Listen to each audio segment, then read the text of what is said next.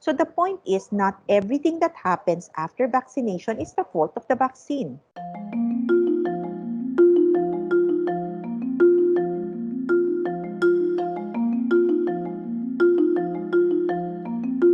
As we wait for our vaccines to be available, we need to continue implementing apat dapat so that we can keep our reproduction number down. This is not talking about the way people get infected, but really the protection that you expect to get against moderate, severe, or critical disease, and not protection against infection or infecting others.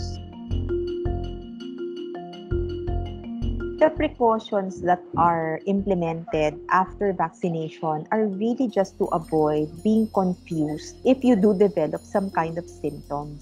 Kasi syempre, after vaccination, talagang may mararamdaman. Yung iba nagkakaroon ng konting pain sa site, namamaga, yung iba nilalagnat, yung iba nahihirapan ng konting katawan, nanghihina. So, if you expect already to feel something after vaccination and you unduly stress your body by nagpuyat ka pa or uminom ka pa or nag-exercise ka pa, nag-marathon ka pa, parang ang hirap tuloy matukoy kung saan ang galing yung nararamdaman mo. So that's really more the reason to ask you to restrict your activities. But if you're not feeling anything, there's really no point in asking you to stay home and magtago ka na lang muna. So very dependent on how each person reacts. So the point is, not everything that happens after vaccination is the fault of the vaccine.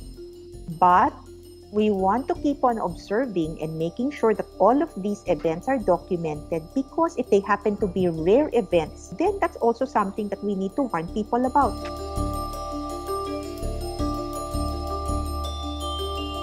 Unfortunately, we don't have data yet not to support recommendations like completing one series followed by another, parang any combination of these vaccines. Because as I said, this is very early days yet and we're still just looking at the data. So currently, the only recommendation that is uniformly applied is you take dose 1, you wait for the appropriate interval, you take dose 2 with the same variety of vaccines, and you expect to be protected to some extent after that vaccination regimen. It's not advisable to take ivermectin ever because the data is really not very solid. The studies that are being shared by the proponents of ivermectin have been pointed out to have very low quality data. And when we talk about quality of data, this includes making sure that the populations that are included in the studies are well selected, meaning they are actually the people who will benefit from the vaccination, or that the interventions were comprised solely just of ivermectin rather than a group of medications, each of which could have contributed to the positive effect that was observed. So because the data is of low quality at the moment, it really is not prudent to use ivermectin either as prevention or treatment until we get more evidence to say that it really works. Why? Because any drug that's used unnecessarily is unnecessary exposure to the system. It's always the risk of toxicity as well. So right now, there are no vaccines with an EUA for children.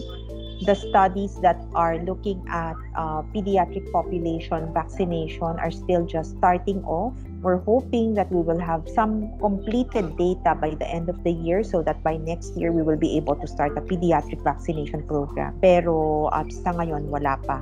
Only Pfizer can be used for individuals 16 and above. There have been a lot of developments behind the scenes, including harnessing the resources of the private sector para mas mabilis maabot yung Group C, which is 18 to 59 without comorbidities. And hopefully, if everything goes according to plan, baka by the end of the year, masimulan na rin natin yung Group C.